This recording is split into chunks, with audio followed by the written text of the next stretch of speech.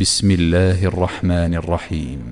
وعباد الرحمن الذين يمشون على الأرض هونا وإذا خاطبهم الجاهلون قالوا سلاما والذين يبيتون لربهم سجدا وقياما والذين يقولون ربنا اصرف عنا عذاب جهنم إن عذابها كان غراما إنها ساءت مستقرا ومقاما والذين إذا أنفقوا لم يسرفوا ولم يقتروا وكان بين ذلك قواما والذين لا يدعون مع الله إلها آخر ولا يقتلون النفس التي حرم الله إلا بالحق ولا يزنون ومن يفعل ذلك يلقى ثاما يضاعف له العذاب يوم القيامة ويخلد فيه مهانا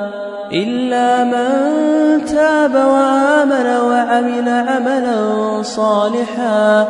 فأولئك يبدل الله سيئاتهم حسنات وكان الله غفورا رحيما ومن تاب وعمل صالحا